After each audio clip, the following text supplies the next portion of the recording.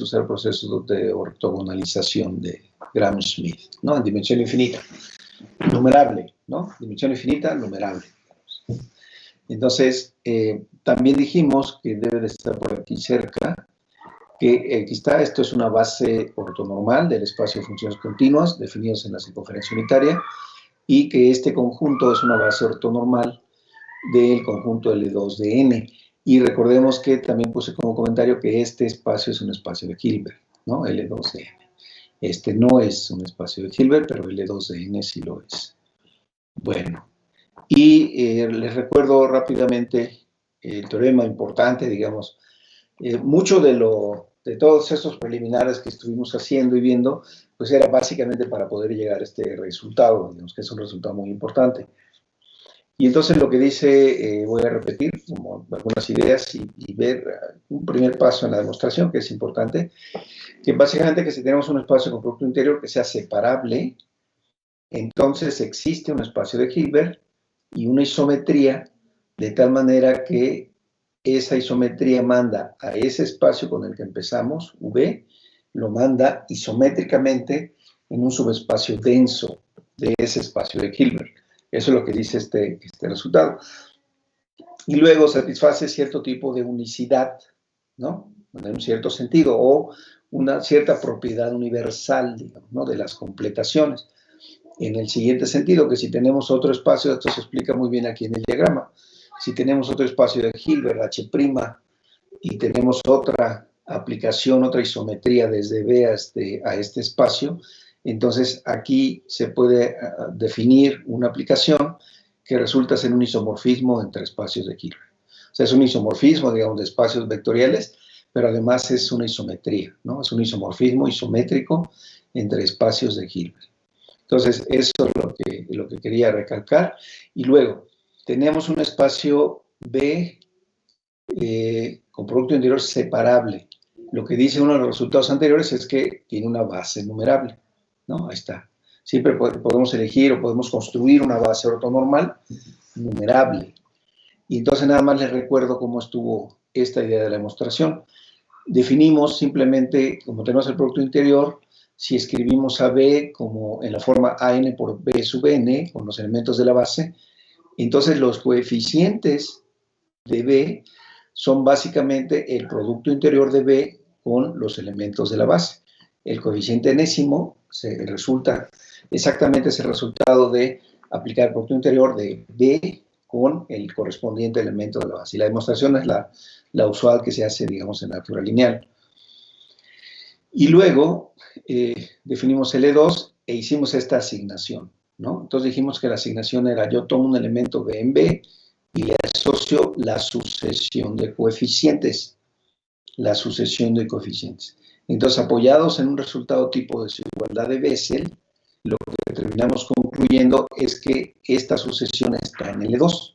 Entonces, lo que quiero es que veamos el mecanismo, ¿no? El mecanismo es, yo tengo un espacio aquí, en principio no es un espacio de Hilbert, pero tiene una base numerable. Ese es el punto. Entonces, tengo un espacio que tiene una base numerable. A cada elemento del espacio lo puedo escribir en términos de la base. Y lo que hace esta isometría es que a cada elemento le asigna sus coeficientes. Exactamente los coeficientes con los que tengo la representación en series. Eso es lo que quiero enfatizar, ¿no? Entonces, esa es la idea, digamos, como que hay que quedarnos con esa idea. Tengo una base de este lado, del otro lado ya sé que tengo una base también, pero tengo una base de este lado y lo que hago es que tomo el elemento, lo escribo en su representación en términos de la base y asigno exactamente los coeficientes. Entonces, lo que hay que verificar es que esos coeficientes efectivamente están en L2 chiquita. Pero justo la desigualdad de Bessel y concluir ahí, hacer el proceso de inducción límite, tomar el límite, pues nos lleva a que efectivamente estos elementos están en L2. Y como cada elemento lo escribe en términos de la base, pues rápidamente se prueba que es una isometría y luego se extiende la isometría usando la densidad, digamos, del espacio generado por la base. Entonces, hasta ahí no hay problema. Entonces, eso es lo que quería enfatizar, ¿no? Entonces, así más o menos el resumen, ¿no? Tenemos el espacio separable, entonces tiene una base ortonormal. Tiene una base ortonormal, entonces puedo definir una aplicación desde el espacio al espacio L2 pequeña de los naturales, o de Z, o de algún otro conjunto de ese espacio, donde lo que hago es que tomo el vector y lo que le asocio son sus coeficientes. Ya está. Ese es entonces lo que quería. Volvemos ahora sí a lo que nos interesa. Entonces estábamos en esto de la convergencia uniforme. Voy a repetir, no importa, ¿no? O sea, voy a repetir un poco con lo que ya empecé la vez anterior, solo para fijar bien las ideas. Y, como decían nuestros profesores anteriormente, a veces la repetición es la madre del entendimiento, ¿no? Entonces, yo tengo mi espacio de funciones CDT, ya sé que es un espacio vectorial, tiene un producto interior, ya exhibimos un conjunto ortonormal, ¿no? Ese es un conjunto ortonormal, y definimos la norma, ya vimos que, y bueno, como decía, como he mencionado varias veces, el espacio con esa norma no es un espacio completo en el sentido de convergencia de sucesiones de Cauchy, pero ese proceso que hicimos en el teorema de completación, pues se hace aquí. Entonces se hace una completación. Observen ustedes que en el teorema de completación que nosotros vimos, hicimos la asignación a L2 chiquita. Aquí lo que estoy diciendo es, como empiezo yo en principio con un espacio de funciones, yo sé que por ese teorema existe su completación, que es un espacio de Hilbert. Entonces a ese espacio le llamo L2 grande. Y lo que vamos a ver ahora a lo largo de esta sesión es cómo comparar este espacio L2 grande con el espacio L2 chiquito, ¿no? Entonces, imagínense ustedes ahora que este es un espacio de Hilbert, pero este es el L2, digo, el L2, este es el espacio V que yo tenía en el teorema de completación. Véanlo así. Este es el espacio V en el teorema de completación. Entonces, lo que dice ese teorema es que hay una isometría desde este hasta L2 chiquita. Eso es lo que dice el teorema, ¿no? Se define, ¿no? Entonces, aquí lo único que voy a asumir, y se los pido que lo tomen como dogma de fe, es que este conjunto ortonormal que tenemos para las funciones continuas resulta también ser una base ortonormal para este conjunto. Ahora lo voy a decir, voy a hablar un poco más de eso. Pero bueno, entonces tenemos funciones, entonces de cuadrado integral ya estoy pensando, ya puedo pensar, digamos, que tenemos funciones en L2, ¿no? Ya, entonces fíjense, voy a hacer lo siguiente. Como ya dije que esa es la completación, voy a borrar esta C y voy a ponerle L2 y ya sé que estas funciones, y creo que el 2 le puse aquí, pero ese 2 aquí no va, ¿no? Porque el 2 ahí sería el toro de dimensión 2. Entonces, ya le voy a poner así f en L2, así nada más, de cuadrado integrable. Podemos seguir pensando que son continuas, ¿no? Pero acuérdense, estamos en su completación. Para hacer la completación, para definir este espacio L2, hay que trabajar mucho, no hay que hacer muchas más cosas, ¿no? Para empezar, se tienen que definir bien una medida, se tienen que definir clases, equivalencias y funciones, se define una cierta relación de equivalencia y después de eso ya se define este espacio L2 como el conjunto de clases, o sea, hay mucho trabajo, digamos, ¿no? Pero eso lo dejamos, lo tomamos por el teorema de completación, ¿no? Existe este espacio y esa es la completación de este y resulta que es un espacio de Hilbert con el producto interior y luego la norma, ¿no? Es la misma, ¿no? Bueno, entonces este es el asunto. Entonces con esto definimos el enésimo coeficiente de Fourier y lo que dijimos aquí, si vemos este comentario que puse en rojo, esto es importante, o sea, porque básicamente ¿cómo definimos el coeficiente de Fourier? Pues lo definimos como F producto interior con el elemento de la base. ¿Se acuerdan en el teorema de completación? Justo lo que yo estaba enfatizando, ¿no? Que si ustedes tomaban F y lo escribían, digamos, en principio, su representación en una serie, entonces los coeficientes eran esto. Lo que estoy haciendo ahora es al revés. Estoy definiendo así los coeficientes, les llamo a estos coeficientes de Fourier, y luego voy a formar la serie, pero es como la misma idea. Entonces, es el producto interior de F con este elemento, este exponencial. Acuérdense que estas n son e a la 2 pi i n por el argumento. Y entonces, así lo defino, que sería el enésimo coeficiente de Fourier. Y en la definición del producto interior, pues es la integral de 0 a 1. Acuérdense de esto.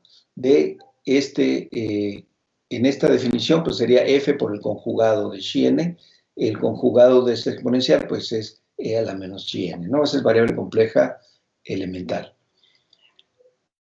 Lo siguiente que quiero enfatizar es, y ya lo he dicho también, pero es muy importante fijar las ideas. Yo empecé con una función en el círculo, en L2 si quieren, o una función continua del cuadrado integrable, una función en L2. Y mediante una asignación con gorrito, A algunos autores les gusta ponerle F a la transformada de Fourier, justo para, no, digo, para quitar este asunto del gorro, simplemente le llaman F, y entonces lo que hacemos es a esta función yo le asocio otra función, pero ahora definida desde los números enteros, o sea, le asocio una sucesión, y resulta que esta sucesión pues es exactamente la sucesión de sus coeficientes. Y otra vez, volviendo al teorema de completación, ¿se acuerdan qué fue lo que hicimos? Teníamos un vector B en el espacio V y lo que le asociamos fue la sucesión de sus coeficientes. Entonces, lo que yo les decía ahora es, si ustedes piensan que L2 de T grandote, ese es el V que teníamos en el teorema de completación, pues un elemento V pues es una F de estas. Y lo que estaremos diciendo es que le estoy asociando a esta F, le estoy asociando una sucesión, ¿no? Eso es lo que estamos diciendo. Y entonces definimos la serie, ya definí los coeficientes y estos son los elementos de la base ortonormal. Entonces, estos elementos que están aquí, pues escribo la serie así, es una serie discreta, es una suma discreta, infinita, discreta, y entonces esto y esto es lo mismo exactamente. Esto quiere decir que nada más cambié la definición, así que aquí le puedo poner un triple para que se vea que es exactamente lo mismo, ¿no? No estoy haciendo nada, simplemente reemplazo la definición aquí de esto. Bueno, la enésima suma parcial, pues es sumar desde menos n hasta n de la serie. Y la primera proposición que probamos es que yo quiero comparar. Entonces, fíjense, ¿cuál es mi problema? ¿Qué es lo que yo quiero entender o quiero atender o quiero dilucidar aquí en este contexto?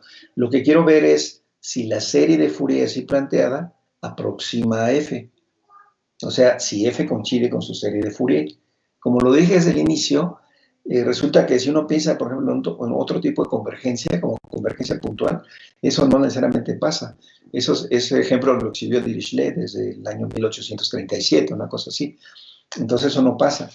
Y lo que estamos aquí aprovechando con toda esta infraestructura de los espacios de Hilbert, que está como por detrás de soporte, lo que estamos aprovechando es que aquí se puede entender muy bien el asunto de la convergencia. Entonces un primer paso es este, finito, tomo la suma parcial, lo comparo en la norma 2. Este 2 es al cuadrado, ¿no? Pero este es el 2 de la norma L2. Si quieren también, como para hacer mucho más énfasis, en lugar de ponerla así norma 2, le voy a poner norma L2, como para hacer mucho más el énfasis, que quede muy claro que aquí estamos con la norma en L2. Entonces, con la norma en L2 al cuadrado, lo que dice esta proposición es que esto es igual a la norma L2, lo voy a seguir enfatizando, como para ir realmente enfatizando el asunto, al cuadrado menos esta suma que está aquí, y lo que ya vimos es que esta suma va a ser exactamente la norma L2, pero chiquita, ¿no? Ese es el punto. Por lo pronto lo voy a dejar así. Entonces, ¿cómo lo hicimos? Pues usamos simplemente las propiedades del producto interior. Aquí tengo la norma al cuadrado, aquí la norma otra vez, la norma L2. La norma al cuadrado, pues es simplemente el producto interior de este elemento consigo mismo. Distribuyo con el producto interior, saco las cosas que tengo que sacar. Entonces me acuerdo que en el producto interior, si estoy en la segunda componente, los coeficientes salen con barra, que es esto que está aquí. Salen del conjugado, los coeficientes. Y si estoy en la primera, salen iguales. Ahí está. Esos salen igualitos, esos coeficientes, ¿no? Ahí no hay ningún problema, ¿no? Son estos que están acá, estos. Ahí salen igualitos. Y en este que está aquí, sale este sin la barra y sale este con la barra. Entonces, este sin la barra por este con la barra, pues es el módulo al cuadrado. Y luego esta que es una doble suma, en realidad se vuelve una porque estos conjuntos son ortonormales, ¿no? Entonces solo van a sobrevivir estos coeficientes. Pero resulta que estos coeficientes valen 1, ¿no? Cuando estos son iguales. Entonces esto me da exactamente esta suma. Esto, por definición, un número complejo por su conjugado es el módulo al cuadrado. Esta suma y estas son iguales, con signos contrarios, los cancelo y me queda simplemente esta, y esta es la suma esta que tengo acá. Finita, aquí está, finita, aquí todavía no es la norma L2 chiquita. No, aquí todavía no es la norma L2. Perdón, ¿eh? Aquí todavía estamos aquí estamos en la parte finita. En igual, esto lo hice como muy a la carrera la vez anterior, por eso quiero repetirlo, ¿no? Con calma. Entonces, esta es la parte finita, ¿no? Entonces, hasta ahí estamos. Bien, ahora sí, la desigualdad de Bessel, ahora sí ya es con la cosa infinita. Entonces, fíjense ustedes que este es la norma L2 y acuérdense que este término que aparece aquí es lo que definimos como la norma L2 chiquita. O sea, esta sería F gorrito, la norma L2 chiquita. Y entonces lo que nos dice la desigualdad de Bessel es que la norma L2 chiquita de los coeficientes de Fourier están acotadas uniformemente por la norma de F, por la norma de la función. Eso quiere decir que hay una relación. ¿Se acuerdan? Acuérdense siempre en esta asignación que yo hice allá arriba. Es decir, tenemos una función en L2 en la circunferencia unitaria y le asociamos una sucesión. Y lo que queremos ver es dónde vive esa sucesión, qué propiedades tiene. Esto es una primera aproximación a decirnos que los coeficientes viven en L2. Por lo pronto, lo que estamos diciendo es que están acotados, ¿no? Pero como este está acotado y esto es finito, entonces esta suma es finita. Entonces, efectivamente, vamos a concluir que la sucesión vive en L2 chiquita, ¿no? Entonces, la demostración es simplemente, esto que está aquí es utilizar la proposición anterior. No, bueno, esto nomás hice la observación, no puse la demostración, la dejo en las notas, pero básicamente es usar esto que está aquí. Esto que está aquí, como esto es mayor o igual que 0, entonces fíjense, esto que está aquí es mayor o igual que 0, y eso es igual a esta expresión que está acá. Entonces esto es mayor o igual que 0. Eso implicaría que la suma de las sumas parciales están acotadas por la norma L2. Aquí también, acuérdense, esta es la norma, voy a seguirlo escribiendo, la norma L2, ¿sí? Entonces, están acotados, digamos, no los términos. Entonces, lo que digo, en esta proposición, en este lema, resulta que esta suma parcial es menor o igual que pero está acotado uniformemente, esa es una constante, ¿no? Es la norma de una función, esa es una constante. Ahora, estamos en L2, es un espacio de Banach, ¿no? Las sucesiones convergen, sucesiones de Cauchy, pero de hecho esto vive en R positivo, ¿no? Cuando yo haga el límite, cuando n tiende a infinito, esto precisamente converge a esto que está aquí, ¿no? Y esto que está aquí, pues sigue siendo acotado por ese número. Eso dice la desigualdad de Bessel. O sea, la desigualdad de Bessel me dice que la norma de los coeficientes de Fourier en la norma L2 pequeña es menor o igual o está acotada por la norma L2 grande. Eso es lo que dice la desigualdad de Bessel. Y esto nada más es una observación, ¿no? De que sumar de menos infinito a infinito se usa esta notación. Esto nada más es notación. Bueno, hasta aquí nos quedamos con esto, ¿no? Eso fue lo que dijimos. Entonces ahí estábamos con la desigualdad de Bessel. Entonces vamos a continuar aquí y vamos a probar el siguiente teorema. Entonces tenemos dos proporciones equivalentes. Son equivalentes las siguientes dos proposiciones. Entonces, A, el conjunto E es una base ortonormal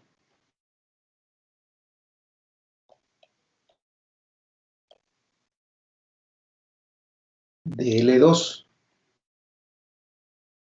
Es una base ortonormal. Y eso es equivalente, decir eso es equivalente a que se cumple lo siguiente. Para toda F en L2 se cumple.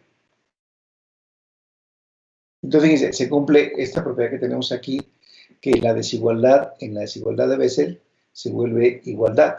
Se cumple que esto desde menos infinito a infinito de los valores absolutos al cuadrado es igual a la norma F L2 al cuadrado. ¿Sí? Con cuadrados. Digo, claro, los puedo quitar los cuadrados, pero hay que ponerles raíz. Entonces, esto, y acuérdense lo que dije hace un rato, esto que está aquí, pues es exactamente, pues es la norma de F gorrito, pero ahora en L2 chiquita.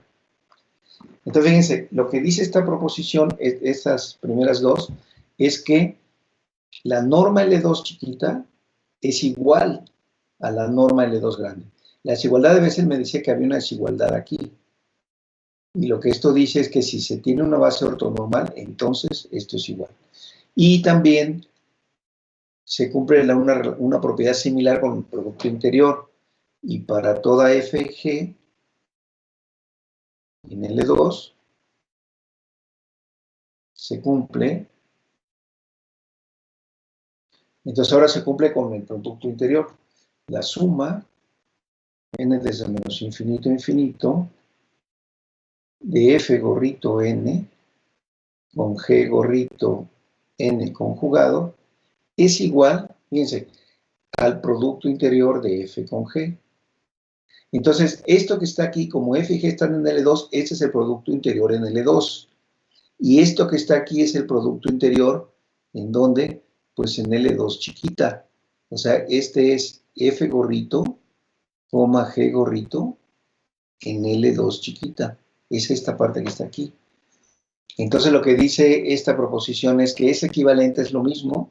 Si este conjunto es una base ortonormal del espacio L2, es equivalente a que se cumple la igualdad de la desigualdad de Bessel y a que se cumple esta igualdad a nivel de los productos interiores. Es decir, el producto interior se conserva, ¿sí? Y entonces esto lo vamos a poner en el contexto del resultado que vimos en el adendum, ¿no? Entonces, ¿qué cosa significa K implica B? ¿Qué dijimos en el adendum? Que si teníamos un producto interior, teníamos un espacio con producto interior separable, entonces teníamos una base ortonormal. Si teníamos esa base ortonormal, escribíamos a los coeficientes, a los elementos ahí en términos de la base, y con eso podíamos definir una función a L2 chiquita que resultaba ser una isometría. Eso se cumple, digamos, ese argumento que está ahí en el adendum, ese es el que estamos aplicando aquí, ¿no? Entonces, la aplicación, entonces fíjense, ahora estoy diciendo, entonces lo que yo les decía hace un rato, piensen que el L2 grande ahora es el espacio vectorial V, y entonces esta aplicación que tengo de L2 grande a L2 chiquita, pero ahora de Z, ¿no? Porque estamos con los coeficientes de Fourier, ¿no? Es lo mismo, pero digamos con Z. Entonces, esta aplicación que a la función dada por... Entonces, yo tomo un elemento aquí, lo expreso en su desarrollo en serie, lo voy a poner así. Normalmente se le pone una tilde aquí, pero luego vamos a ver que efectivamente tiene sentido esto. Entonces, tomo esto, lo expreso así, n. Déjenme quitarle esta igualdad para no meter por ahora ruido. Entonces, tomo una f, la expreso en términos, estos son los coeficientes, así la definimos, ¿no? Definimos a los coeficientes y tenemos esto que está aquí. Entonces, ¿qué dijimos? ¿Qué hicimos con la asignación en el adendum? Pues que a esta serie, a un elemento en L2 que lo puedo escribir en términos de la base ortonormal, le asocio la sucesión de coeficientes. Eso fue lo que hicimos, ¿no? En Z. Le asocio esta sucesión, ¿cierto? Eso fue lo que hicimos, le asocié los coeficientes. ¿Y qué es lo que dice el resultado en el adendum? Eso es lo que estoy usando. Lo que dice el resultado, entonces tengo un espacio con producto interior que tiene una base numerable. El resultado, la demostración de resultado de completación dice, siempre puedes definir una función desde aquí hasta L2 chiquita que a la representación en términos de la base le asocie los coeficientes y esa asignación es una isometría. Es lo que dice el resultado, es lo que estoy extrayendo, digamos, de la demostración. Se puede poner por aparte, digamos, ¿no? Se puede poner por separado, pero eso es lo que estoy haciendo. Entonces, esta aplicación es una isometría, que era la que nosotros le llamamos iota, ¿no? Pero ahora observen ustedes que isometría significa que el producto interior se conserva, o sea que se cumple esta propiedad que está aquí. Si es una isometría, como ya dijimos que era una isometría, pues entonces se conserva el producto interior.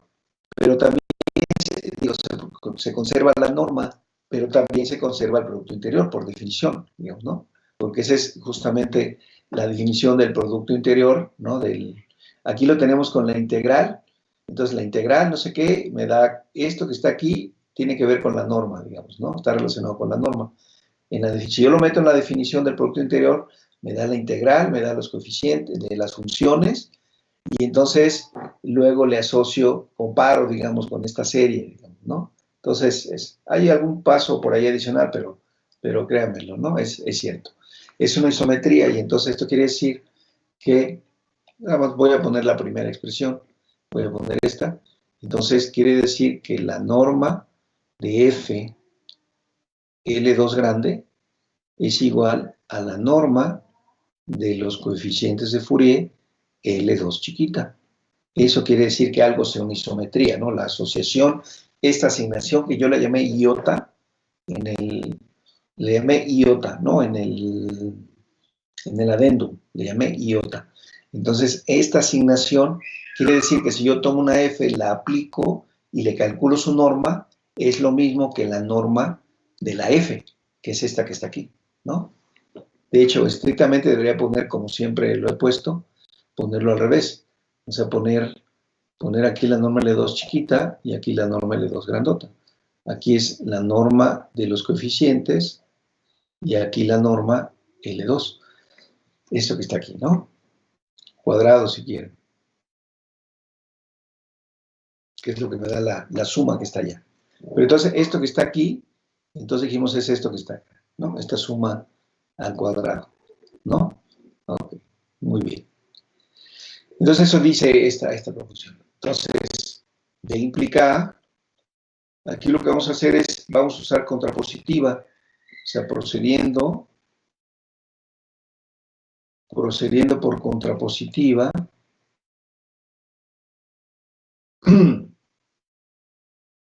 Entonces, supongamos que E no es una base, ¿no? Entonces, procediendo por contrapositiva, supongamos que el conjunto E no es base, no es base ortonormal de L2.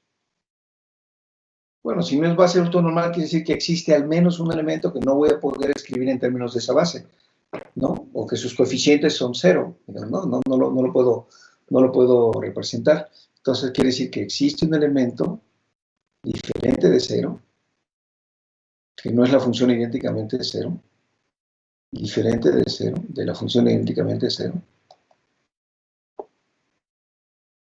tal que, pues como no lo puedo representar en términos de la base, pues si yo calculara este con el xi n, pues este va a ser cero, ¿no? O sea, no hay problema, o sea, no lo ve, digamos, el conjunto ese no lo ve, no sé lo que estoy diciendo. Acuérdense, estoy suponiendo que no es una base ortonormal, entonces existe al menos un elemento que yo puedo escribir de esta manera, ¿no? Es decir, es como un elemento que es ortogonal a todos los elementos del conjunto E, ¿no? Acuérdense de la idea de la ortogonalidad en espacios de Hilbert, es muy importante aplicarlo, ¿no? Es lo que estamos haciendo. Es un vector que no es cero, pero que es ortogonal a todo, digamos, el espacio generado por estos. Ese es el punto, ¿no? Y ahí hay espacio suficiente, digamos, en el espacio de Hilbert. Entonces, en las relaciones que tenemos, si yo hago F y G haciendo F igual a G igual a H, obtenemos, entonces lo que obtenemos es que el producto interior de F con G, pues es el producto interior de H con H. Este es un elemento distinto de cero, entonces esta es la norma de H, L2 al cuadrado, y esto es positivo, ¿no? H es diferente de cero, estoy haciendo F y G, pero, ¿qué pasa si yo calculo el coeficiente enésimo de F? Entonces, pues este va a ser el coeficiente enésimo de H, ¿no? Porque justamente son las mismas funciones. Pero entonces eso debería ser H con chi n, y este por hipótesis dijimos que era 0, ¿no? Para toda n, ¿no? Para toda n en z. Entonces, como estos coeficientes son 0, entonces eso quiere decir que esta segunda identidad no se cumple, ¿no? Esta identidad que tenemos acá, pues no se cumple, ¿no? Tengo un elemento que no es 0, h, le estoy aplicando esto, pero de este lado tengo 0 y de este lado tengo algo mayor que 0, ¿no? Que sería esto que está aquí. Entonces, lo que implica que no se cumple la segunda identidad y por lo tanto la primera tampoco, ¿no? Bueno, no se cumple la segunda y tampoco la primera. No se cumplen las identidades de la hipótesis, ¿no? Pero justo era lo que queríamos, ¿no? Por contrapositiva, ¿no? O sea, acuérdense, lo que queremos probar es que si se cumplen las identidades, entonces va a ser ortonormal. La negación de eso es, si no es va a ser ortonormal, entonces no se cumplen las identidades. Se acabó, está bien, ya, correcto. Eso es justo la demostración. Entonces, por lo tanto, es una base ortonormal. Es una base ortonormal de L2 de T, ¿no? Como les decía, a reserva de que ponga yo un argumento para justificar que efectivamente es una base ortonormal. Aquí partimos de este hecho, ¿no? Si es una base ortonormal, se cumplen las identidades. Si se cumplen las identidades, entonces una base ortonormal. Pero se puede probar o argumentar por qué efectivamente ese conjunto es una base ortonormal. Entonces voy a tratar de explicar un poco más en la guía de notas, ¿no? Entonces aquí viene la observación importante, fíjense. Aquí tenemos, de acuerdo con lo que hicimos en el adendum, lo que decíamos es, yo tengo un espacio aquí separable, o sea, tengo una base, ¿no? Ortonormal. Entonces tengo una base ortonormal en este espacio con producto interior. Yo ya sé que este es un espacio de Hilbert, porque así lo construí como la completación del espacio de funciones continuas, que ya dijimos que no es completo. Entonces, esta es su completación, es un espacio de Hilbert. Entonces, esta aplicación que tengo aquí, yo ya sé que es una isometría. Y lo que dice el teorema del adendum es que la imagen de esto que está aquí es algo denso en este lado que está aquí. Pero de hecho, lo que se puede concluir es que la imagen de esta aplicación en realidad es todo L2. ¿Sí? Eso lo voy a poner como una observación porque es un teorema no trivial, altamente no trivial. Y ese se llama el teorema de Riesz-Fischer. El teorema de Riesz-Fischer, no, ese primero, el teorema de Riesz-Fischer, establece que la aplicación, entonces ese lo creemos, ¿no? Ese lo tomamos como dogma, este teorema, digamos, su demostración queda fuera, no, queda fuera, digamos, de los propósitos no tenemos la herramienta, digamos, ¿no? De acuerdo con lo que estamos suponiendo. Entonces, establece que, a ver, déjenme escribirlo bien. Entonces, el teorema de Riesz-Fischer establece que la aplicación, esta aplicación que dimos hace un rato, o sea, de L2 de T en L2 chiquita de Z, que a una función f le asocia sus coeficientes, aquí bueno, déjame ponerlo así, en abstracto. Entonces, a una función f le asocia la función gorrito, que es un elemento aquí, ¿no? Un elemento en L2. Entonces, lo que dice el teorema de Riesz-Fischer, esto es importante, es que esta aplicación es suprayectiva. Eso es exactamente el contenido del teorema de Riesz-Fischer. Dice que esta aplicación es suprayectiva. Bueno, ¿qué quiere decir suprayectiva? ¿No? Es decir, ahora fíjense, si yo doy una sucesión a n con n en z, un elemento aquí es un elemento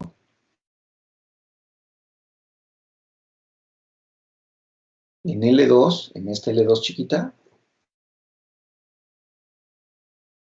Fíjense lo que dice el teorema. ¿Qué dice la suprayectividad? Yo les doy un elemento aquí, entonces puedo construir o puedo obtener un elemento aquí que se manda en este elemento bajo la aplicación esta de tomar gorrito, ¿no? Es lo que dice el teorema. Entonces, si este es un elemento de L2, acuérdense que quiere decir que es de cuadrado sumable, entonces existe una función, f en L2 de t, de tal manera tal que esta sucesión, estos términos son precisamente sus coeficientes de Fourier en Z. ¿Sí? Esto es un teorema importante, digamos, ¿no? Esto es importantísimo, ¿no? Como decía, no es trivial, ¿no? O sea, no es fácil, ¿no? La demostración de decir se requiere un poco más. Para empezar, tener bien la definición de L2, ¿no? O sea, saber que son funciones, la integral es la integral de Lebesgue, o la medida es la medida de Lebesgue, o sea, hay un contexto, digamos, donde eso es así, ¿no? Entonces, aquí lo estamos tomando simplemente como una afirmación entre espacios de Hilbert. Y entonces lo que dice el teorema de completación es, si tú tienes este espacio con estas características, hay una isometría cuya imagen es de esa. Lo que dice esto es que en realidad es su proyectiva, ¿no? Entonces es su proyectiva esa aplicación y es una isometría, digamos, entre esos dos espacios. Entonces, como que tener el L2 grande, por un lado, que son funciones integrables, de cuadrado integrable, y tener del otro lado sucesiones de cuadrado sumable, en cierto sentido es equivalente. Este problema, bueno, eso es algo que, digamos, no se dice mucho, digamos, no se sabe mucho, pero Riemann mismo empezó a estudiar este tipo de problema, es decir, bajo qué condiciones, se preguntaba por el tema de unicidad, ¿no? Bajo qué condiciones la serie, la representación de series de Fourier era única. Y una cosa menos conocida todavía es que Cantor inició en su tesis doctoral, que hizo bajo la dirección de Leopold Kronecker, él empezó a estudiar precisamente un problema de este tipo, ¿no? Es decir, quería encontrar condiciones en los coeficientes bajo los cuales se pudiera garantizar que la representación en series es única. De alguna forma es como este problema, digamos, ¿no? Porque ustedes dan una sucesión en abstracto de números y entonces que son sumables, de cuadrado sumable, números complejos, ¿no? Son de cuadrado sumable. Y entonces, mediante algún mecanismo, mágicamente pueden construir una función f, definida sobre un espacio continuo, en este caso, ¿no? Un intervalo, si quieren, intervalo 0,1. Entonces, es así, parece como mágico. Entonces, Cantor empezó a estudiar este tipo de cosas y conforme fue avanzando, se empezó a dar cuenta que, por ejemplo, ahora nosotros tomamos el L2, en el adendum tomamos L2 de los naturales, que es un conjunto discreto. Y luego aquí estamos tomando L2 de Z, que es un conjunto discreto. Pero en realidad se puede tomar L2 de algún conjunto arbitrario. Entonces ahí es donde yo entiendo, me imagino, que Cantor empezó a preguntarse por el asunto de las cardinalidades, ¿no? Si podía tener control entre, estos conjuntos son infinitos, ¿no? Los naturales son infinitos, pero los enteros parecían más grandes, ¿no? También infinitos, pero parecían más grandes. Entonces Cantor introduce esta función que establece la correspondencia biyectiva entre los enteros y los naturales, y entonces se sigue preguntando por ese tipo de cosas. Pero justamente está motivado por este tipo de problemas, digamos, ¿no? Este tipo de problemas de, dada una sucesión de números, bajo qué condiciones esta sucesión determina, digamos, o son los coeficientes de Fourier de alguna función, ¿no? Entonces, como lo ven, o sea, no es fácil, entonces está complicado porque, como les digo, desde ahí ustedes salen ya es decir, empiezan con números complejos, ¿no? De manera que la suma de las normas al cuadrado converge, no sé qué tanta cosa, pero de ahí de dónde sacan una función, o sea, suena como magia, ¿no? Parece como magia, ¿no? O sea, ¿de dónde sale esa función? ¿Cómo es que se construye esa función? ¿No? Parece como muy, muy mágico. Entonces, la primera observación, esto de alguna manera ya cierra, digamos, el panorama un poco con estas ideas que teníamos de los espacios de Hilbert, así como muy en abstracto, ya lo tenemos así más concreto. Y la siguiente observación que quiero hacer tiene que ver precisamente con las identidades que acabamos de ver, y esta identidad, esta que dice que los productos interiores también coinciden. Este es el producto interior en L2 y el otro sería el producto interior en L2 chiquita, ¿no? Entonces el producto interior, este sería el producto interior en L2 chiquita, ¿no? Entonces, a nivel de, digamos, de la transformación, lo que dice es el producto interior que tenemos en L2 grande se traduce en el producto interior L2 chiquita. Acuérdense que aquí lo que estábamos viendo era la serie, ¿no? La suma de los f de n por g de n gorrito, que es como definimos el producto interior en L2 chiquita. Entonces, esta identidad es importante y se llama la identidad de Parseval. La identidad se llama la identidad de Parseval.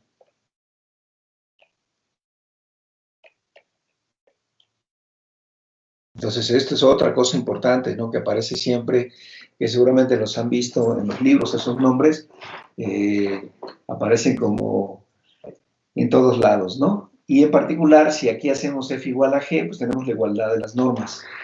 En particular,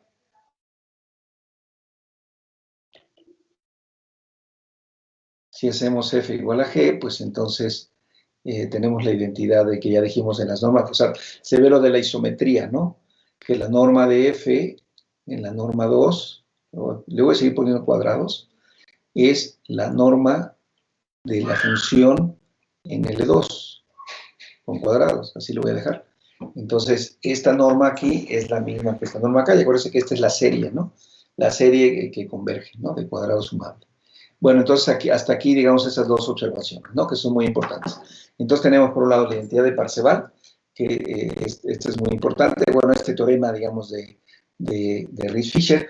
También una cosa que le había leído por él una vez es que quien probó primero, digamos, una versión fue Fischer. O sea, él probó primero una versión muy bien, muy completa, toda la versión. Y al poco tiempo apareció publicada una versión de Riesz. Y entonces el comentario de Fischer es que la versión de Riesz pues, era trivial, ¿no? Se deducía de la de él, lo cual era cierto. Pero Riesz ya era alguien de renombre, digamos, ¿no? Era alguien ya conocido, reconocido. Entonces, de lo que se dieron cuenta después, algunas otras gentes, es que en un contexto más amplio también se deduce, digamos, del teorema de Riesz, se deduce el teorema de Fischer, ¿no? Entonces, por eso es que el teorema lleva el nombre de los dos, ¿no? De Riesz y de Fischer. Y por otro lado tenemos esta, como decía, esta identidad. Entonces, esta identidad de Parseval, la importancia que tiene es que, de alguna manera, lo que nos está diciendo es que como espacios de Hilbert, esos dos espacios se ven iguales, ¿no? Son isométricos, eso dice la identidad de las normas. Son isométricos, ¿no? Se conservan las distancias, pero lo que dice la identidad de Parseval es que como espacios de Hilbert se ven iguales, ¿no? O sea, es como un isomorfismo isométrico, digamos, ¿no? Entre espacios de Hilbert. Entonces, tener el L2 grande, que son funciones, etcétera, pues es, digamos, es lo mismo que entender el L2 chiquito, digamos, ¿no? Esa es como la idea. Ahora, ¿qué era lo que a nosotros nos interesaba desde un principio? ¿Qué nos interesa desde un principio? Lo que nos interesaba era ver la convergencia de las series de Fourier. Ya tenemos las series de Fourier y tenemos estas series de identidades que involucran a la función y a los coeficientes de la serie de Fourier, ¿no? Entonces, de acuerdo con el lema, aquel que probamos, entonces, de acuerdo, esta es como ya la conclusión, digamos, de esto que hemos estado haciendo aquí, de acuerdo con el lema, lo voy a poner anterior, aunque ya está muy anterior a la desigualdad de Bessel. Lo que sabemos nosotros es que la norma de f menos las sumas parciales de la serie de Fourier, en la norma L2, esto converge a cero, lo voy a dejar cuadrado, esto converge a cero, ¿no? Cuando n tiende a infinito, ¿sí? Entonces esto converge a cero. ¿Por qué? Porque ya dijimos, ¿no? Que teníamos la desigualdad de Bessel, ¿no? Y luego se cumplen esta isometría, digamos, ¿no? Entonces, cuando n tiende a infinito, este se va aproximando cada vez más, digamos, a la serie, se va viendo la serie, pero este está determinado por estas normas que son iguales, ¿no? Al final. Entonces, efectivamente, esta diferencia es la diferencia entre estas dos. Eso dice el lema, si se acuerdan, que esta diferencia era la diferencia entre estas dos, finita. Y después la desigualdad de Bessel le pusimos infinito, digamos, de este lado, con la norma ya está fija. Y entonces lo que dice la identidad de Parseval es que en realidad son igualdades. Entonces, cuando la n tiende a infinito, pues efectivamente esto tiende a ser, ¿no? Eso es básicamente como el asunto. ¿Pero qué quiere decir esta afirmación? Pues quiere decir exactamente que la serie de Fourier converge a f. ¿En dónde? En la norma L2, en la topología que define L2 en el espacio de funciones, Ahí es donde converge, en la norma L2, ¿no? Entonces, eso es esa es la conclusión. Por lo tanto, la serie de Fourier de F converge a F. Eso es lo que dice esa expresión. Converge a F. Acuérdense que la estamos tomando en L2. Converge a F en L2, la serie de Fourier de F. Converge a F, o es el límite, digamos, de las sumas parciales, ¿no? de su serie de Fourier, en el sentido de L2. Converge L2 en el sentido de L2. O sea, en este sentido, ¿no? La sucesión de sumas parciales aproxima a la función, converge a la función, ¿sí? Converge a la función. Ese es el asunto. Entonces, ¿por qué podemos concluir esto? Por lo que estoy diciendo, ¿no? Se satisface la identidad de Parseval a partir de que tenemos el teorema de Ries-Fisher. Entonces, si yo conjunto el teorema de Ries-Fisher y la identidad de Parseval, lo que estoy diciendo es lo que ya dije hace un rato, que L2 grande es isométricamente isomorfo a L2 chiquito. Eso es lo que estoy diciendo. O sea, juntando esos dos elementos, ese es el resumen, digamos. Que L2 grande es isométricamente isomorfo a L2 chiquito, y por lo tanto, eso me permite concluir que la sucesión de sumas parciales de la serie de Fourier de F converge a F en el sentido de L2. Esa es la conclusión, digamos, de esta parte que está aquí. Bueno, hay mucho, el marco teórico es muy amplio, el contexto es muy, muy, muy amplio. Implica entonces un uso fuerte, digamos, de los resultados estos importantes del análisis funcional, utilizando estas ideas de espacios de Hilbert. Bueno, lo que me interesaba, digamos, era como ilustrar esto, ¿no? Cómo se prueba esto. No demostré el teorema de Ries-Fisher, ya dije que es algo complicado. No demostré la identidad de Parseval, pero eso ya tenemos más o menos los elementos. Eso creo que lo podría bosquejar en la demostración. Pero el teorema de Ries-Fisher tomaría un poco de más esfuerzo, trabajo y mucho más, exigiría, digamos, mucho más preliminares, digamos, ¿no? Que no estoy yo suponiendo en este punto. Entonces, hasta aquí, ¿no? Entonces, lo que tenemos es que la conclusión, en todo este contexto de L2, la serie de Fourier de F converge a L2, o la sucesión de sumas parciales de la serie de Fourier converge a la función F en el sentido de L2. Entonces, acuérdense, hay muchos sentidos de convergencia. Uno que se estudia como uno que se estudia así como a fondo es en el sentido de L1. Entonces, ahí hay que hacer mucho más trabajo. Y de hecho, en el sentido de LP para P mayor o igual que 1, digamos, ¿no? Se estudia eso, ¿no? En todos esos, para cualquier P tiene sentido. Aquí estamos usando P igual a 2, que resulta que es el único caso de estos espacios que son espacios de Hilbert. Por eso, de alguna manera, se hace más fácil. Claro, vía el teorema de Ries-Fisher y la identidad de Parseval, pero por eso, ¿no? Por eso es que se puede más o menos dilucidar acerca de estos resultados, ¿no? Y otro contexto en el que se puede también decir algo es cuando tenemos convergencia uniforme. Entonces, ustedes recordarán, bueno, ¿hay algún comentario, pregunta hasta aquí? Entonces, hay muchos detalles técnicos, digamos, que están de fondo, digamos, en esta parte que hicimos en el caso de L2. En los ejercicios voy a tratar de ser como muy preciso, ejemplos concretos que se puedan calcular, manipular, y para que ustedes puedan familiarizarse con los temas, pero es complejo, digamos, no es sencillo, digamos, ¿no? Esa es mi observación. No sé si hay alguna pregunta, comentario. Además de LP para 2, 3 y así en adelante, también habría sentido hablar de el infinito. Sí, en el infinito desconozco, como son esencialmente acotadas, es posible, sí, es posible, sí. Es posible también pensar en eso, es posible. Digamos, lo más usual es esto, ¿no? Pensarlo. Ahora, una cosa que es importante y que hay que decir con toda claridad es que aquí estamos pensando en el círculo, la circunferencia unitaria. La circunferencia unitaria, como ya dijimos, es un grupo topológico abeliano compacto. Eso es por un lado, ¿no? Entonces, la teoría L2, cuando tiene un grupo abeliano compacto, se simplifica gracias a que tenemos esa base. Esos conjuntos se llaman caracteres en la teoría, digamos, general, y tenemos es un teorema de Peter y Weil que garantiza la existencia de estas bases ortonormales, de estos conjuntos de caracteres, en el caso L2. Entonces, por eso, como decía, incluso en abstracto, en un grupo abstracto, se puede hacer esto, digamos, ¿no? Así, un grupo completamente abstracto. Ahora, donde se hace, digamos, el desarrollo ya así en extenso es en el caso de los grupos que son localmente compactos. Ese es el siguiente caso que vamos a analizar cuando pasemos a R.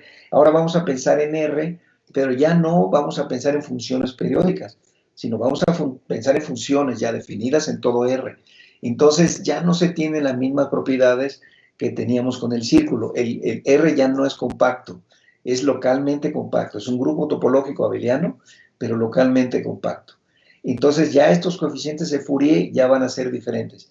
Y la teoría básicamente se desarrolla en L1, básicamente. Es cuando se hace porque se ha estudiado mucho, se tienen muchos resultados, incluso en el grupo localmente compacto, ¿no? Se ha estudiado, se tienen muchos resultados. En general, en estos espacios LP, como decía, se han estudiado mucho estos resultados, incluso para grupos abelianos localmente compactos. La teoría se empieza a complicar, ¿no? O sea, se empieza a volver, se empieza a necesitar más herramienta algebraica, mucho más complicada. Y en el caso de las esencialmente acotadas, también parcialmente hay una cosa de dualidad, ¿no? Entre ese espacio y el L1, digamos, ¿no? Entonces, ahí, usando esta dualidad, digamos, se pueden pasar informaciones de un lado a otro, ¿no? Entonces, de alguna manera queda como subsumida, digámoslo así. Y en general se hace, ¿no? En LP. Entonces, lo que decía es, en el caso abeliano localmente compacto se hace el desarrollo, se empiezan a necesitar herramientas más sofisticadas de los grupos topológicos, representaciones de grupos, o sea, cosas mucho más sofisticadas, e incluso ya como más recientemente, digamos en los últimos 20, 30 años, se está estudiando también el caso que no es abeliano, no es conmutativo. Entonces tiene todavía más complicaciones, en fin, ¿no? Pero bueno, ese es como el contexto general en donde se ha estudiado, dónde se puede estudiar y hacia dónde se puede seguir estudiando estas ideas, digamos, del análisis de Fourier. Entonces, en el caso del círculo somos afortunados, y en lo que yo decía, que es un grupo abeliano compacto, entonces gracias al teorema de Peter Weil tenemos este conjunto E, este conjunto ortonormal. Este lo garantiza el teorema de Peter Weil. Pero de alguna forma ese conjunto viene precisamente, está relacionado con representaciones del grupo, digamos, ¿no? Entonces se simplifica porque es abeliano compacto. Si le quitamos esas dos hipótesis, se vuelve ya se vuelve complicadísimo. Si le quitamos lo compacto, se puede hacer mucho, que es lo que vamos a hacer en el siguiente capítulo, digamos, ¿no? A partir de la siguiente semana.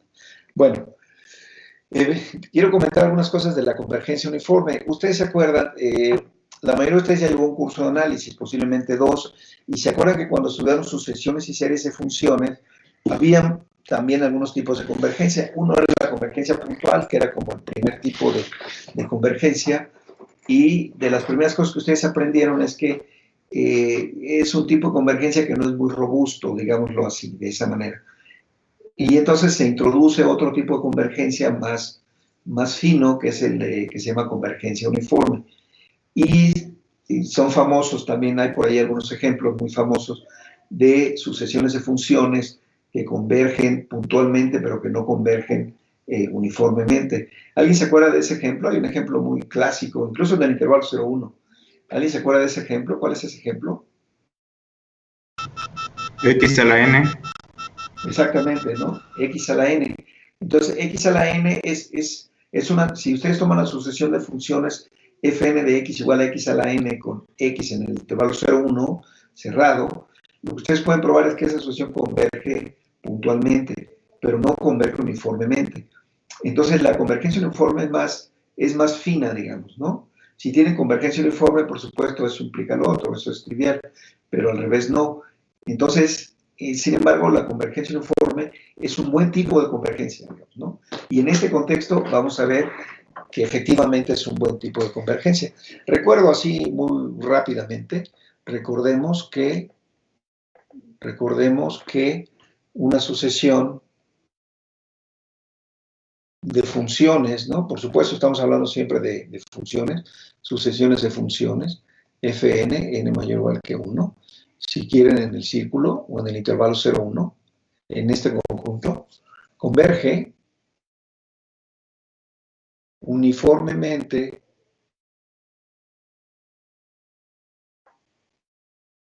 a una función f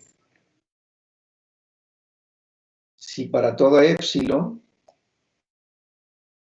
positiva existe una n en los naturales, tal que se cumple la condición de convergencia, ¿no? Para todo punto. Menos f de x, lo voy a poner así, ¿no? Pero se puede poner en una norma correspondiente acá, pero lo voy a dejar así.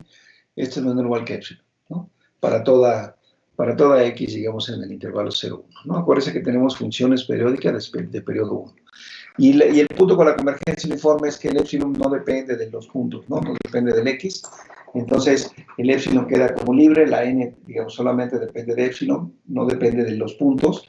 Entonces, eso nos da esto. Y como decía, si yo tengo una norma aquí, pues entonces, la norma uniforme típicamente, pues entonces, así es como se establece, pero lo voy a dejar así como con esta expresión. Entonces, vamos a probar una proposición.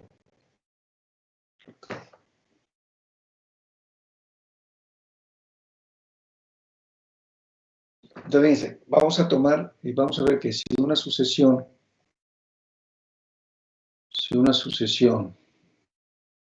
Fn n mayor o igual que 1 en C de T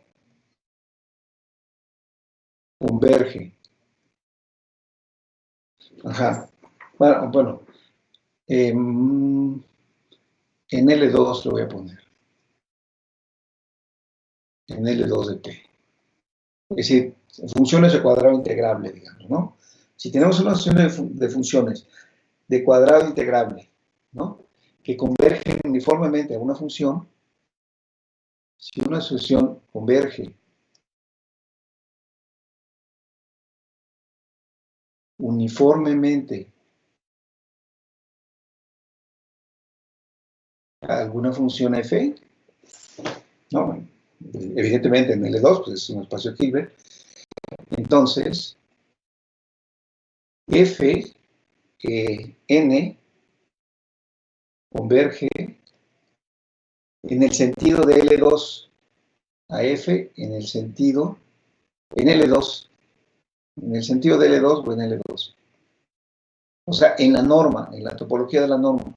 Si converge uniformemente, entonces converge en la norma. Eso es lo que dice esta definición, ¿no? Esta proposición. Entonces, en demostración, estamos suponiendo que converge uniformemente, se cumple esta propiedad que está aquí, ¿no? Entonces, dado un epsilon, dado epsilon, existe una n en los naturales, tal que se cumple lo que queremos, ¿no? Si n es mayor o igual que n, entonces el valor absoluto de fn de x menos f de x es menor o igual que epsilon, ¿no? Para toda x en el intervalo 0, 1. Por cierto, en la parte de arriba no puse esto, ¿no? N mayor o igual que n implica que se cumple esto. Bueno, está. Entonces converge uniformemente. Lo que queremos ver es que converge en el sentido de L2, pero pues ya está, ¿no? ¿Por qué? Pues, ¿qué pasa con la norma 2? Entonces, yo quiero ver que lo que yo quiero ver es que esta sucesión de números enteros, ¿se acuerdan de la convergencia en L2? Lo que quiero ver es que esta sucesión de números de enteros reales converge a 0, que esto converge a 0. Entonces, esto al cuadrado simplemente por definición es la integral de 0, 1. Acuérdense, fn por su conjugado o f menos f, la función al cuadrado de x. Pero fíjense, por convergencia uniforme a partir de una n, esto se cumple, esto no es igual que epsilon. Entonces, esto es menor que epsilon al cuadrado. Y la integral de 0 a 1 de dx simplemente es 1. Entonces, esto es menor o igual que epsilon cuadrado. Así de simple. Ya está, ¿no? O sea, si tomo una n mayor o igual que esta n que yo especifiqué, entonces esta norma es menor o igual que epsilon, ¿sí? Y por lo tanto, eso quiere decir que la sucesión pues converge, digamos, ¿no? Converge, ¿sí? Entonces, si n, bueno, esto implica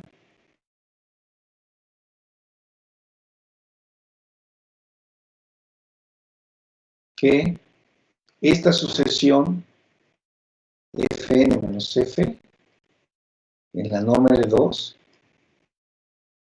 converge a 0 cuando n tiene infinito. Y eso era justamente el contenido, ¿no? El contenido del resultado. Entonces, fíjense cómo se relaciona la convergencia uniforme con la convergencia en L2. Lo que dice, si yo tengo una asociación de funciones en L2 que convergen uniformemente, entonces convergen la norma L2. Después uno se puede hacer la otra pregunta, ¿no? Que no necesariamente es cierto. Si yo solo sé que converge la norma L2, ¿será cierto que converge uniformemente?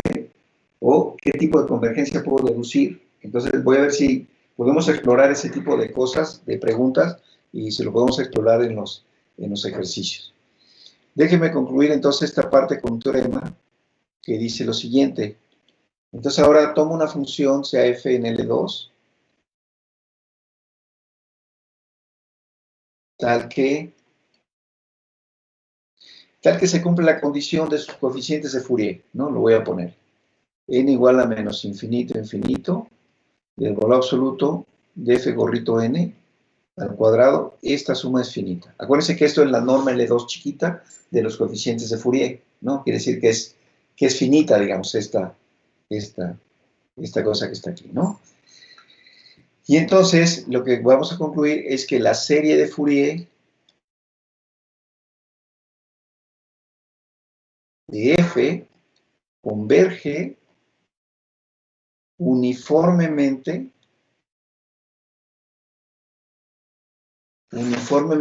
a f. Entonces ya dijimos, fíjense, que de acuerdo, como consecuencia del teorema de Ries-Fisher y de la identidad de Parseval o del teorema de Parseval, dijimos como conclusión que la serie de Fourier converge a la serie en el sentido de L2. ¿Se acuerdan de eso, no? Eso fue la conclusión, digamos, de la parte de convergencia en L2. Eso fue lo que dijimos. Lo que dice este resultado es que si ahora yo tengo estos elementos, digamos, tomo un elemento en L2, en el espacio de Hilbert, de manera que su norma L2 chiquita de los coeficientes de Fourier sea finita, o que sea un elemento, digamos, en L2 chiquito, entonces podemos concluir que la serie de Fourier de f converge uniformemente a f. Eso es lo que estamos diciendo, ¿sí? Y el resultado que tenemos aquí es que, esto era general, ¿no? Si tenemos una asociación de funciones que convergen en L2, convergen uniformemente. Pero ahora vamos con respecto a la serie de Fourier. Entonces, converge, ¿no? Uniformemente. Y en particular,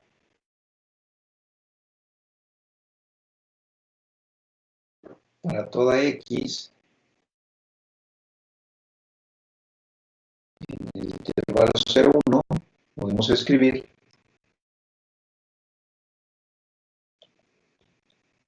entonces fíjense, podemos escribir a f precisamente como su serie de Fourier. N igual a menos infinito, infinito, de f gorrito de n por chi n de x. Observen aquí una cosa, quiero hacer el énfasis en esto que es importante. Aquí tengo una igualdad. Y eso lo enfatizo porque casi cualquier libro que ustedes consulten, cuando empiecen a hablar de la serie de Fourier, lo que van a poner es una tilde así, ¿no? Por 8, le dicen los salvadoreños, ¿cierto? Eso es lo que van a poner, ¿no? Esto. Eso es lo que van a poner. ¿Por qué? Porque no necesariamente la serie de Fourier converge a f, ¿no? Desde Dirichlet se exhibieron algunos ejemplos de eso, ni siquiera puntualmente, ¿no? Ni siquiera puntualmente. Entonces, por eso es que se analizan también muchos tipos de convergencia. Hay convergencia que se llaman en media, que es como esta que está aquí, en promedio, se introducen se introducen esas funciones que se llaman núcleos o kérneles, si le quieren llamar así ustedes, pochamente, pero son núcleos.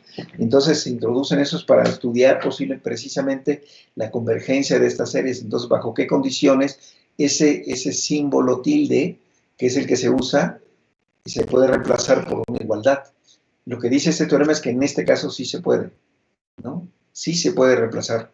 O sea, esta serie sí representa la función f, digamos, estrictamente, ¿no? Estrictamente, ¿no? En el sentido, digamos, aquí de convergencia, ¿no? La demostración es muy sencilla. Si se acuerdan los que ya estudiaron variable compleja,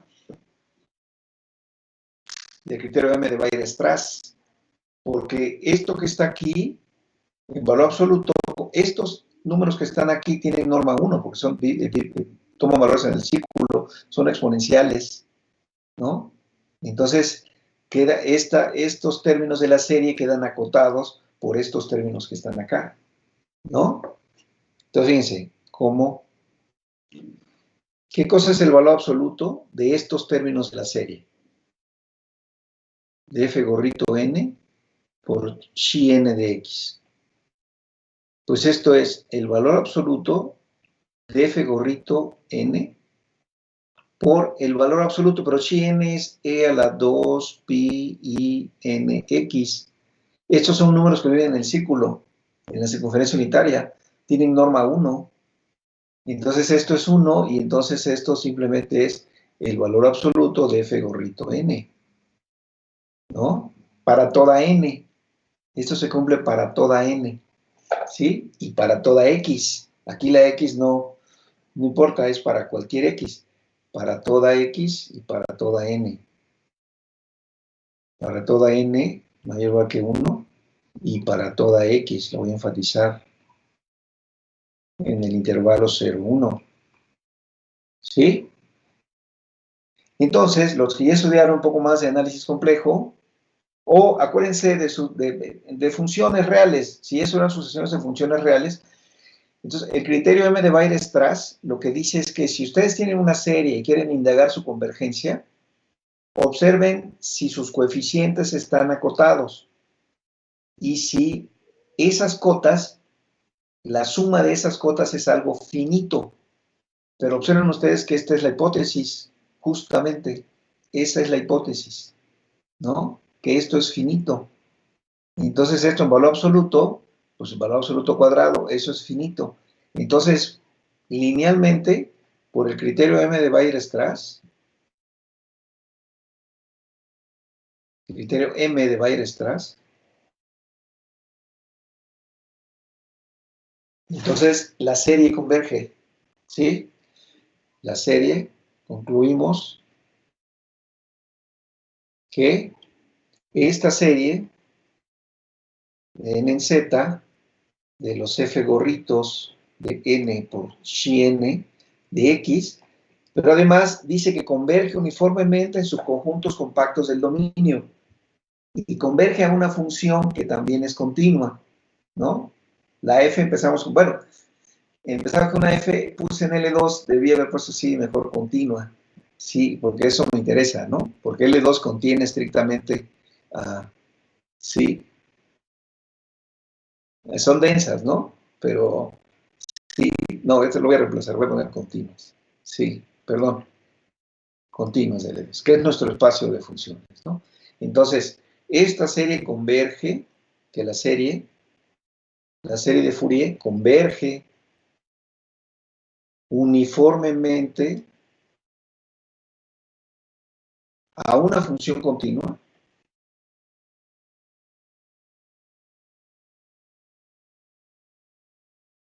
G, alguna función continua, ¿no? O sea, yo lo que digo es, esa serie, lo que dice el teorema de Weierstrass, eso converge a alguien continuo, a una función continua. Eso dice el teorema de Weierstrass. Pero ahora, ¿qué teníamos la proposición anterior? Que si yo tengo una sucesión de funciones que converge uniformemente a una función continua, o uniformemente a una función, entonces converge en la norma L2 por la proposición anterior, por la proposición anterior, por la proposición anterior,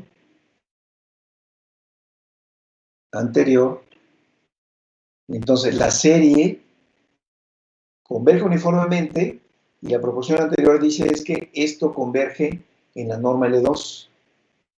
Entonces, la serie de Fourier de F, o sea, esa que está ahí arriba, converge a G, pero ahora en la topología de L2, en la norma 2, o en el sentido de L2, en el sentido de L2. Es lo que dice, esto que está aquí es la proporción anterior. Tengo una sucesión de funciones que converge uniformemente a una función, entonces converge en L2. Aquí lo que tengo es una serie, lo pienso como una sucesión de sumas parciales, eso converge uniformemente a esta función por el criterio de Weierstrass. Por la proporción anterior, converge entonces en el sentido de L2. Pero resulta que esta es la serie de Fourier de F, y ya probamos que la serie de Fourier de F converge a F en el sentido de L2. Entonces, fíjense, lo que estamos diciendo es que si ahí hay que hacer nada más una desigualdad del triángulo, ya no lo voy a hacer. Es una desigualdad del triángulo. La sucesión de sumas parciales converge a F. Y lo que estamos concluyendo aquí es que la sucesión de sumas parciales converge a G. Entonces tomo la diferencia F menos G, le sumo las sumas parciales, aplico desigualdad del triángulo, y lo que concluyo es que la norma, por lo tanto, esto implica que la norma de F menos G en L2 es igual a 0, ¿no? Entonces, aquí está una desigualdad de triángulo de por medio, ya, como decía, ya no la pongo, ya es muy claro, ¿no? O sea, la sucesión de sumas parciales converge a F. Lo que estamos concluyendo aquí es que la sucesión de sumas parciales converge a G. Esta diferencia es igual a F menos Sn más Sn menos G en norma. Aplico desigualdad del triángulo, esas dos partes convergen a 0, por lo tanto, esto es 0, ¿no? O sea, eso va a 0. Entonces, esto es 0. Pero si esto es 0, como la norma es positiva definida, pues concluimos que F es igual a G. ¿Sí? O sea, la serie de Fourier converge efectivamente a F, ¿no? Ese es su único límite, digamos, ¿no? Ese es el único punto donde puede converger, ¿no? A F. Eso es lo que estamos diciendo, ¿no? Bueno, muy bien. Déjenme ya detener esta. Bueno, entonces, a ver, vamos a recapitularlo. Como decía, en los ejercicios voy a poner ejercicios concretos, así como muy aterrizados, simplemente para hacer cálculos explícitos, ¿no? Para hacer cálculos, prueba que esta función o sucesión converge, esto es un ejemplo de esto que pasa aquí, etcétera, ¿no? Entonces, entender todo así con toda precisión, con todo detalle, pues implica algunas lagunas, digamos, por lo que dije del inicio y lo he estado repitiendo. O sea, primero necesitamos como estos preliminares, digamos, de la teoría de espacios de Hilbert, en particular este teorema de completación, como que tenerlo, digamos, a la mano. En la guía de notas voy a poner, como les dije, ese resumen que les platiqué, lo voy a poner de una manera. Esa es una tarea difícil, déjenme terminarlo con calma entre hoy y mañana, ya se los mando. También espero mañana ya.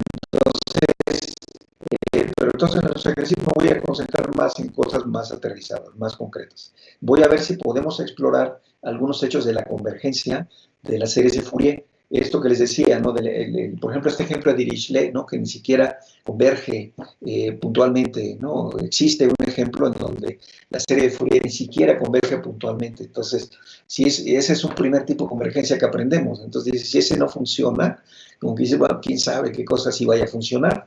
Lo que nos ilustra esta teoría que les acabo de platicar es que funciona muy bien, maravillosamente bien, extraordinariamente bien, si estamos en el contexto de espacios de Hilbert. Entonces, ¿qué son los elementos que realmente nos ayudaron para poder hacer este desarrollo así? Uno, bueno, tener estos fundamentos de análisis funcional de la teoría de espacios de Hilbert. Eso es por un lado. Dos, lo que dije hace un rato, que el objeto sobre el que están definidas nuestras funciones es un grupo topológico abeliano compacto. Eso es muy importante, porque eso nos ayuda mucho. O sea, eso es muy importante, que el objeto es un grupo topológico abeliano compacto. 3, que pudimos usar para desarrollar la teoría de funciones en la circunferencia unitaria, pues podíamos hacer, utilizando la aplicación de cubrimiento universal, pues estudiar las funciones definidas desde el cubrimiento universal, y en este caso, periódicas de periodo 1, digamos en el intervalo 0,1, los cuales son funciones relativamente sencillas, ¿no? Entonces, ahí están las exponenciales, todas esas son periódicas, ¿no? El seno, coseno, en fin, hay muchas funciones, muchos ejemplos, ¿no? Entonces, ejemplos que conocemos, que hemos utilizado, manipulado alguna vez. Entonces, ese es otro elemento que utilizamos. Y tercero, pues esta herramienta así como fundamental, que es el teorema de Riesz-Fisher y el teorema de Parseval, ¿no? Entonces, yo lo que les decía, bueno, lo estamos aquí suponiendo, son teoremas cuyas demostraciones nos pueden llevar mucho tiempo, entonces los estamos utilizando nada más. Y con eso tenemos dos cosas que son importantes, que en el sentido de L2, la sucesión de sumas parciales de la serie de Fourier, pues converge a la serie, ¿no? Y como consecuencia de este último resultado, pues que podemos escribir a la F, la podemos escribir exactamente en su representación en series, ¿no? Cosa que en otro contexto o en otra situación no necesariamente se puede hacer, no es fácil de hacer, requiere mucho trabajo. Si ustedes consultan cualquier libro que tenga que ver con series de Fourier, seguramente van a empezar con eso, ¿no? Esos asuntos de la convergencia, la aproximación, si la convergencia es puntual, de qué tipo, hay que definir ciertos núcleos y apoyados con esos núcleos, en fin, ¿no? Hay por ahí un teorema de Feyer muy bonito de principios de los años del siglo XX que también exhibe, ¿no? O prueba unos resultados que tienen que ver con eso, con convergencia, ¿no? Y ese tipo de cosas. Hay unas funciones que se llaman núcleos de Feyer. En fin, hay una gran teoría, en fin, ahí hay muchísima información, hay muchísimos textos en donde pueden consultar. Lo que yo les platiqué es como un extracto de varias partes, ¿no? De varios textos de la teoría clásica. Entonces, no quise o no he querido señalarles un texto así en concreto, porque no hay ninguno así concreto que presente las cosas como yo las presenté, pero son cosas clásicas, digamos, ¿no? O sea, tampoco estoy haciendo nada extraordinario, o sea, lo único que hice fue organizar la información de manera que nos quedara como algo coherente, algo interesante.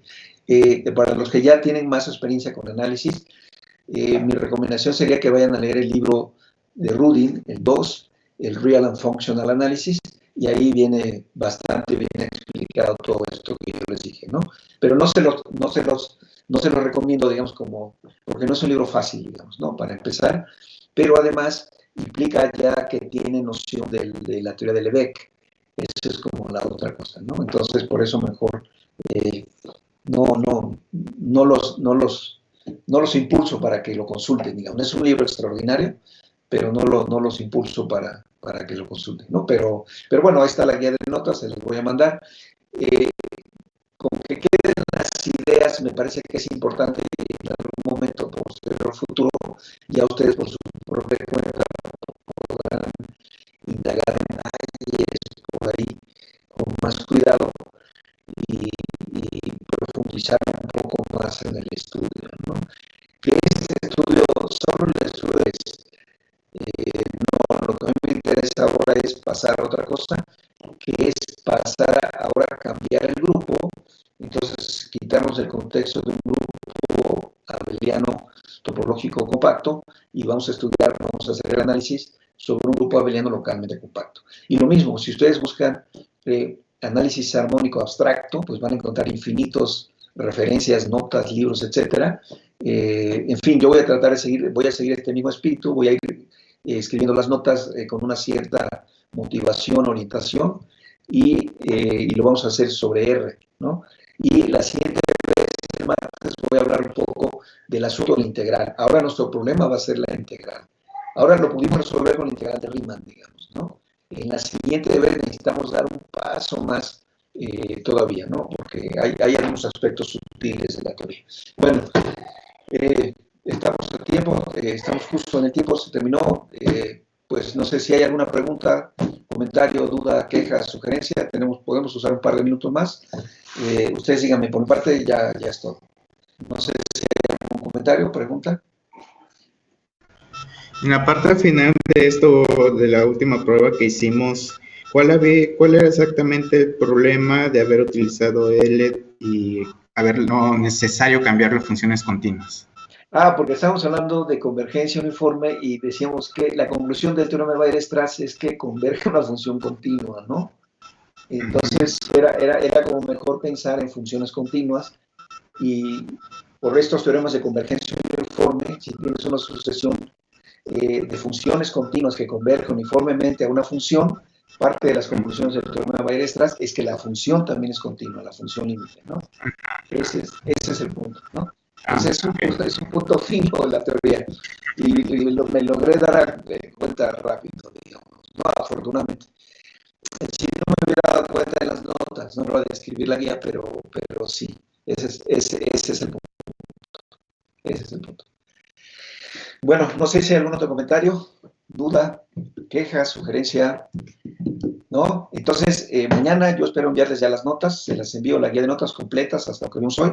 Con eso redondeamos este estudio, como les decía, de series de Fourier. En realidad es una probadita y elegí hacerlo en L2 porque es fácil si uno supone ya la teoría, ¿no? Es fácil. O sea, realmente lo que hicimos nosotros ya no hicimos mucho esfuerzo, ¿no? El esfuerzo lo hizo Ries, lo hizo Fisher, ¿no? Lo hizo Parseval, o sea, ellos hicieron el gran esfuerzo. Nosotros realmente utilizamos toda esa infraestructura y la utilizamos, digamos, ¿no? Eso fue lo que hicimos, ¿no? Ese es como eso. Y repito, insisto, si quisiéramos analizar convergencia de series de Fourier a la función desde otro tipo de perspectiva, entonces eso toma más tiempo, ¿no? Hay ejemplos, contraejemplos, teoría desarrollada, en fin, pero eso pueden ser temas de proyectos finales. Elegir algún tipo de convergencia, analizar algún tipo de convergencia y puedo dar lugar a buenos proyectos, sobre todo porque se pueden aplicar en problemas muy concretos, como el análisis de la ecuación del calor, de la ecuación de onda, de ese tipo de cosas, ¿no?